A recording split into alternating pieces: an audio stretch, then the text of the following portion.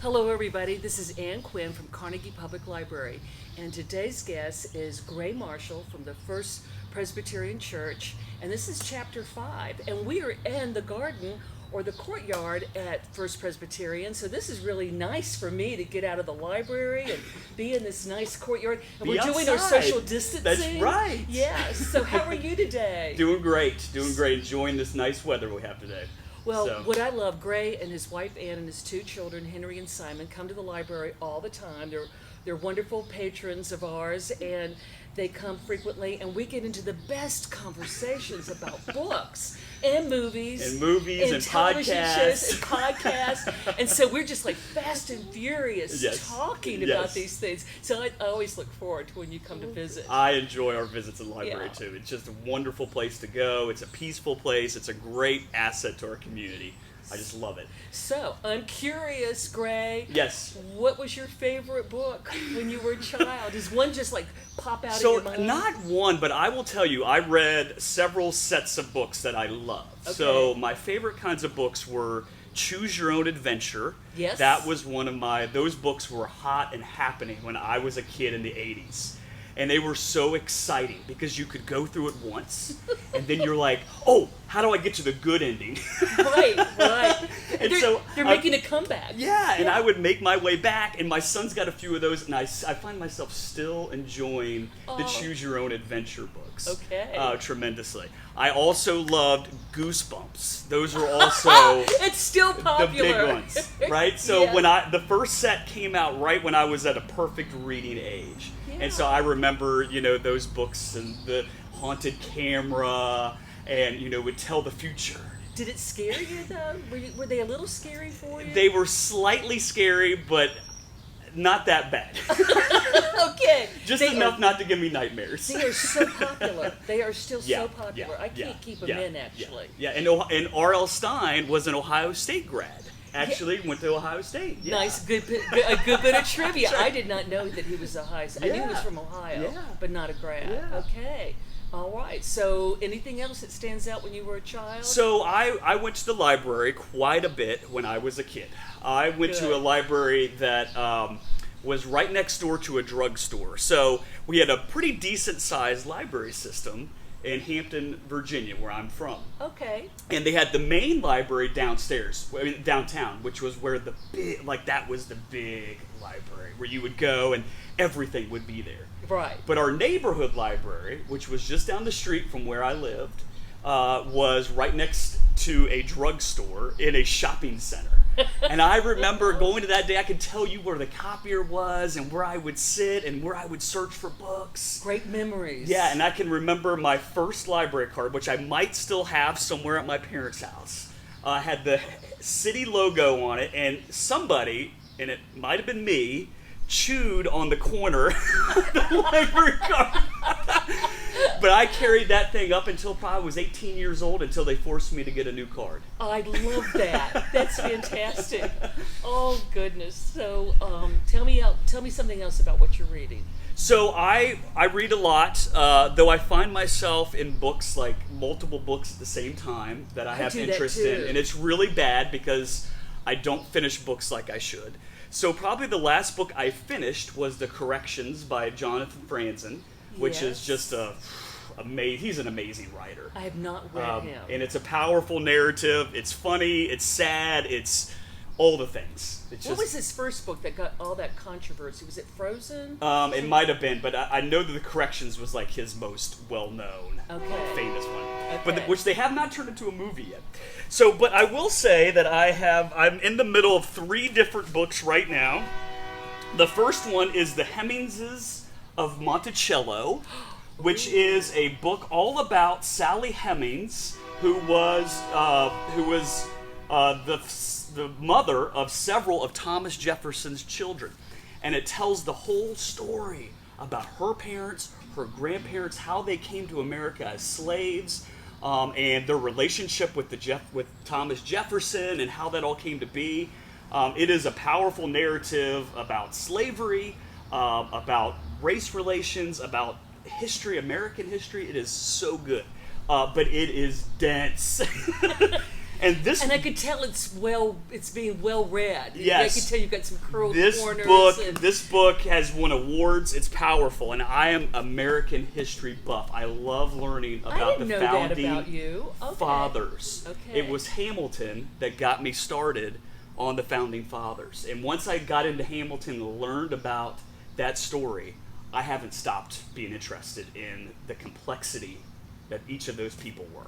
If you So- loved that, Gray, then Yeah. I just finished this summer Jefferson's Sons. Yes. And so it Yes. was written from their perspective. Yes. And but this is a J novel, so it's Right. a juvenile novel. Right. This would be like maybe when your sons get a little Right. older, they would enjoy reading that. Yeah, and that's what I love about this book is that it talks about all of Thomas Jefferson's kids that he had through Sally Hemings, and how they weren't considered to be part of the family, but they certainly were. So the second book that I'm in the middle of right now is called Shoes of a Fisherman by Morris West, and this was a book written during the 60s, and it was right around when Pope John Paul took over, right? And it tells a story about this Ukrainian priest who was imprisoned for like 10 years in a gulag. Why was he imprisoned? It was like he was a Christian and he was living in Russia because he was Ukrainian. It was Ukraine taken over by Russia, right? They kind of had dominance and they put him in prison because he was considered, bad news, right? Okay. And so, but he gets out and he becomes a spiritual leader, and then he gets voted Pope just out of the blue. And it's all about his experience of trying to be a leader in the midst of great global turmoil, and also his desire to be a pope of the people, to be present for the people. And so it's a really interesting book. They made a movie on it based in 1968 with Anthony Quinn. Oh, so it's a wow. well-known book. So that's this book. So I love this because it talks about the difficulty of being a spiritual leader, and that really resonates with me. Then the final book, I have always been interested in Washington courthouse history. And one of the things that I learned when I came to Washington Courthouse was how important Armco was to this community. How many people worked for Armco, how many people had made their living and connections through Armco. In fact, I had several congregation members who we recently died who were longtime employees of Armco. And so I approached Eddie Fisher, who many of you may know in this community, worked for Armco, and I asked him, I said, do you have any books about the history of Armco? And he said, Gray, I'm gonna get the thing right for you.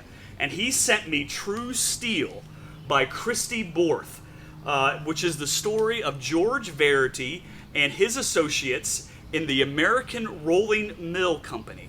And so it's all about George Verity's being raised by a Methodist pastor. His dad was a pastor. Okay. And he went to business school and decided he was going to get in the steel business. And it's all about his trials and tribulations and his family and all the people who worked for him.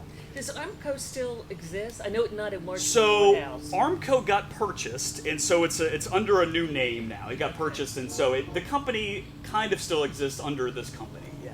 And so it's interesting just to know the history of this company and how heavy it loomed over Washington Courthouse. And so it's good to know the history behind it. So Those are interesting. Yeah, I like yeah. that.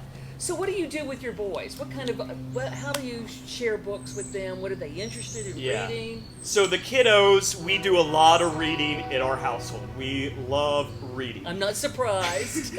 So my youngest 4-year-old, Simon, is part of the Dolly Parton library program the book program that got set up through our library, where he receives a book once a month and just loves receiving a book. It's like the most exciting time of the month where he gets the book in the mail and we get to read it, and it's so much fun. I love that. Yeah. And I highly encourage anyone who's not part of that program to become a part of that program because it's such a blast. Stop by the library and I can sign you up as long as your child is under the age of 5. That's right. And so his favorite books right now are the Gerald and Piggy books by Mo Willems. They're wonderful. But we love all Mo Willems books. Yes.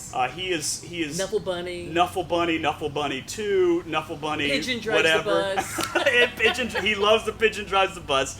And so we get into those because they're books that you can have fun with. So few books where you like, can you have that much fun? I think his probably have to be the most fun. And I bet you do voices. I do bet. voices. I do different voices for Gerald and different voices for Piggy. And I just love doing that. And I bet he's tickled when you do that. Yeah, it's so much fun. And so you can read them fast or slow, but that's what I love about them is that they're just engaging books, and they ask for participation oftentimes, right? Especially the pigeon book, where it's kind of like you are talking back with the pigeon. Right. The next thing that our youngest has been reading was the Winnie the Pooh story. So we have gotten into the complete tales of Winnie the Pooh, and then the house that Pooh built. Did you read it as a child? I did not. I mean, probably small sections of it, I think, probably, but he loves Pooh. Just loves it. Does he have a Winnie the Pooh teddy bear? No, he does not. He does not have any teddy bears, Pooh stuff, but he just loves the story. And gets into it, and we read the complete collection. And I didn't even realize there's only 2 collections of those books. That's it. That's all the original author wrote of Winnie the Pooh. You know, and I don't remember this. Is he the illustrator too? No, there was a different illustrator. Okay, Yeah, because I love Piglet. Yes, Whenever Piglet. Piglet, just whenever you look at that little drawing, you just are so touched by that. Piglet's the best, yeah. Yeah. And so for our older son, we have done many different books. He's big into Captain Underpants, books that he can actually read, the comics, and then there's the other ones by that same author. Anything by that author, he reads all of it. He loves it. We've read all of them. And then he's into Beverly Clearly, so the Ramona books we have gone through, which has been great because we've been able to follow Ramona as he's been growing up. So we'll read the kindergarten book when he's in kindergarten, the first grade book when he's in first grade, so he can kind of relate to Ramona as she's growing up, and it's kind of cool to go through those stories. And did you read that when you were a kid? I did read some Ramona. I loved Ralph S. Mouse and Mouse and a Motorcycle. I read all of those, but my favorite Beverly Clearly book was Dear Mr. Henshaw.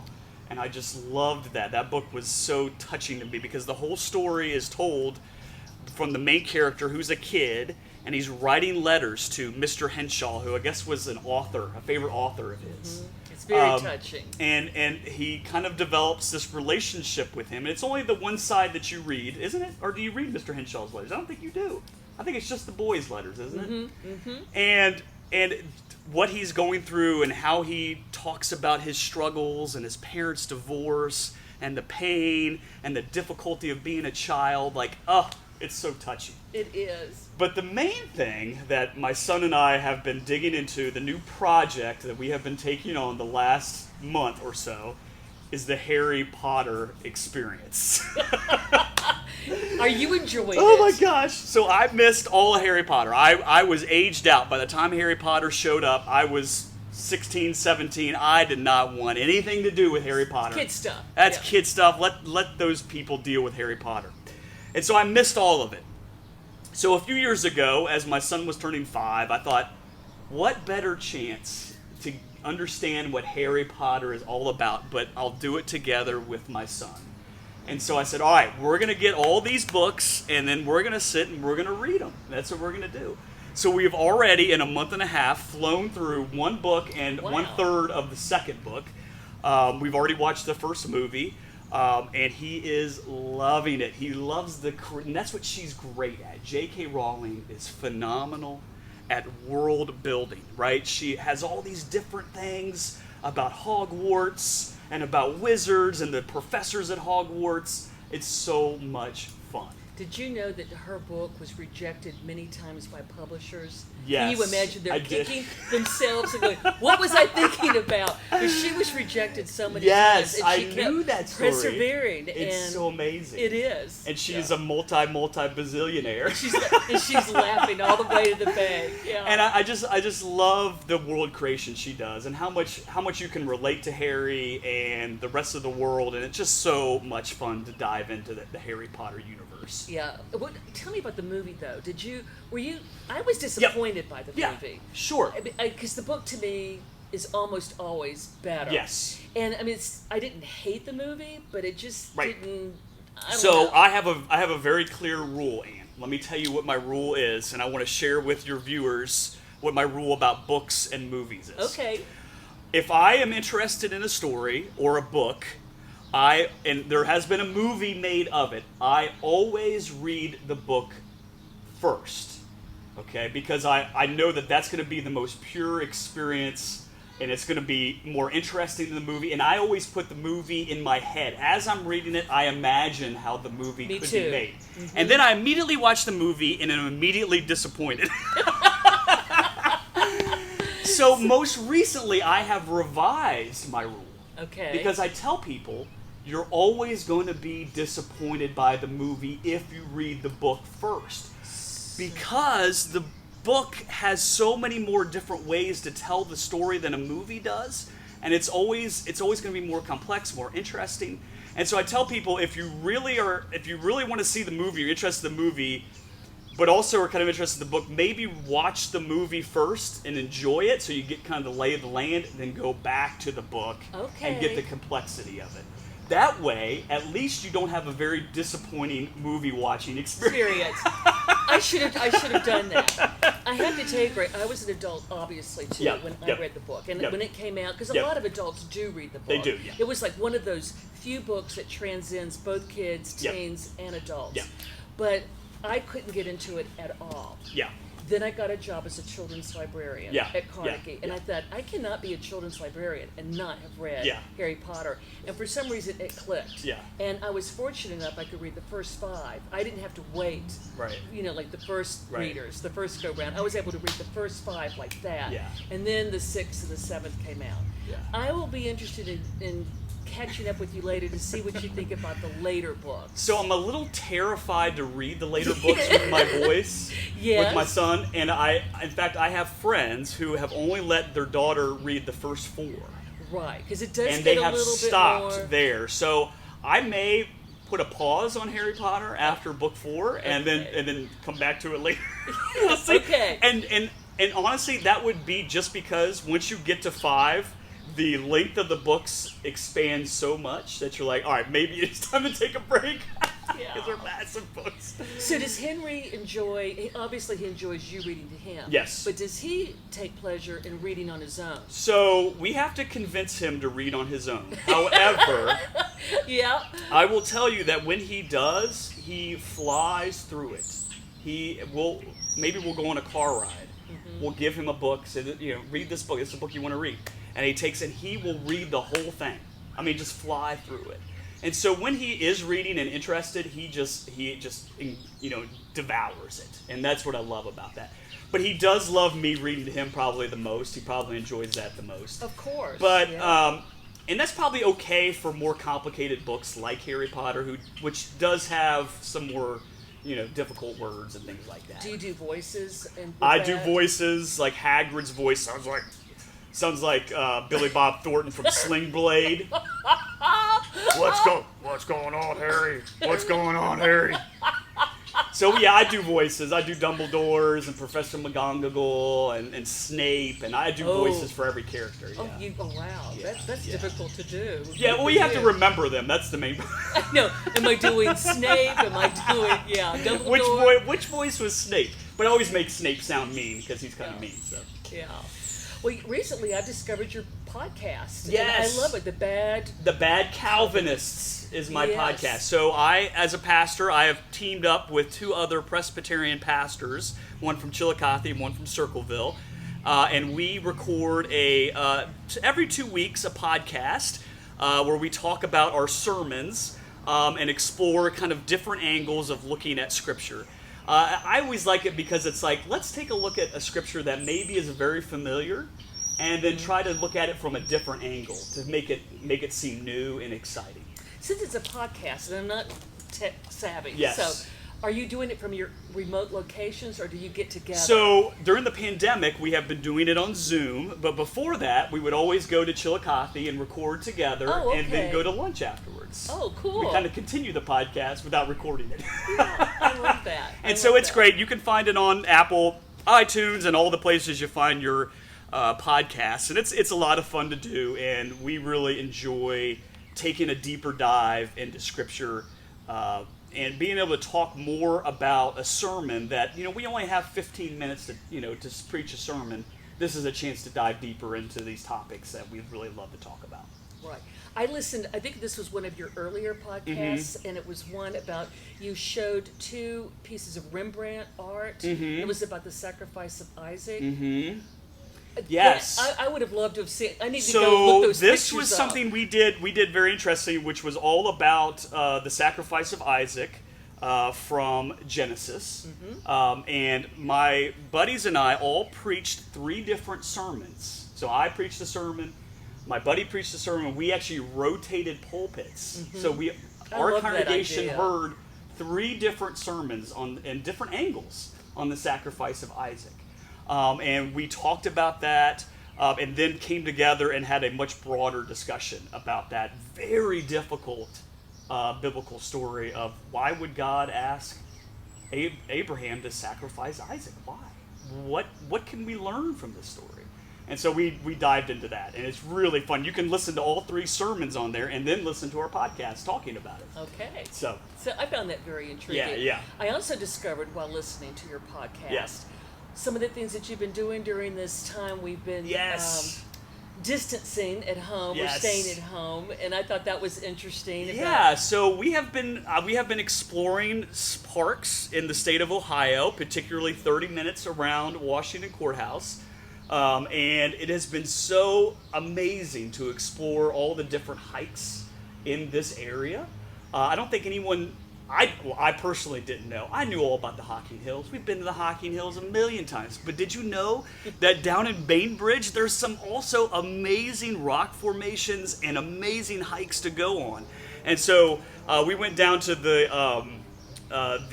what they call the Arc of Appalachia.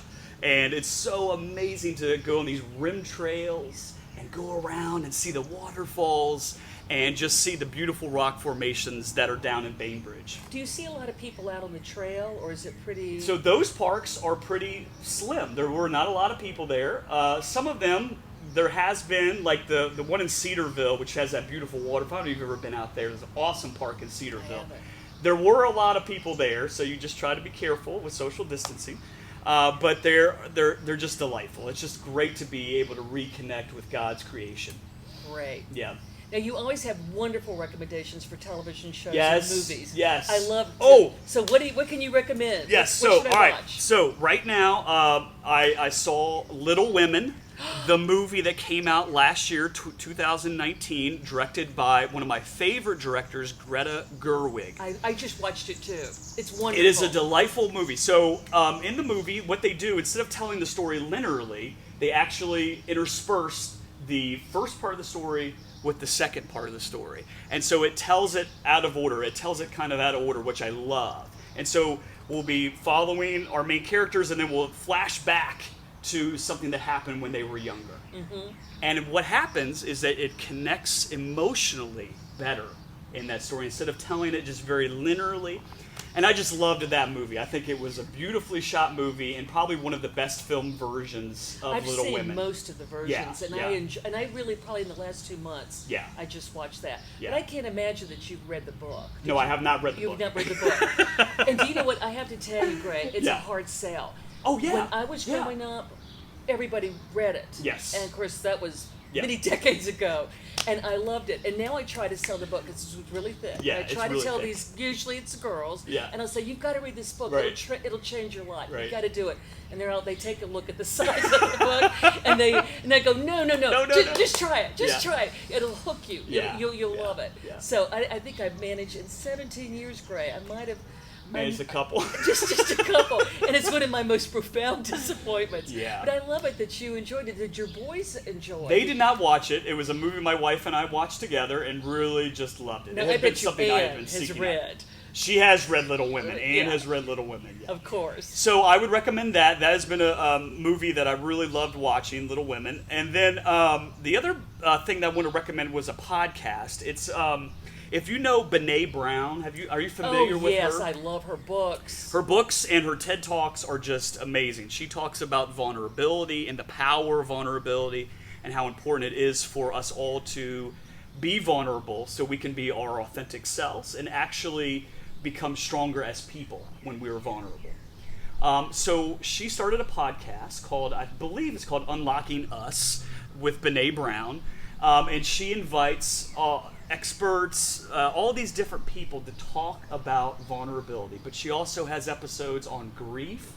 She has episodes on, parenting. I mean, all these kinds of things where it just talks about what you need to do during this time. And I just love her conversations about what it means to be vulnerable as a human being and how important that is. And so I would highly recommend Brene Brown's podcast. And it just started at the beginning of the pandemic. So in March, it just began. Good. So I didn't know that, and I love her books, and I've seen her on TED Talks. Yeah. You know what? I think you should have a TED Talk. I would love to see you. I love. I have TED Talks every Sunday, Ann. They're called sermons. Yes, that's true. You do. But when I can't find anything to watch on television, I will go and do a random walk through TED Talks. Yes. Oh, the TED Talks are great. And it's perfect because our attention spans are pretty short. So it's like you can learn amazing things in 10 to 17 or 18 minutes. Absolutely. And I always encourage you, watch the TED Talk and then explore what that person also has done. You can find all sorts of amazing things from those folks who do the TED Talks. Yeah. Gray, this has been so much fun. I've enjoyed sitting out here in this beautiful courtyard and learning about your reading habits and what you've been up to. This has been fun. The library is going to open up really soon. Great. I believe June 8th, and I can't wait to see you and your family back in the library. So thank you so much for joining us today. Thank you for having me, Ann.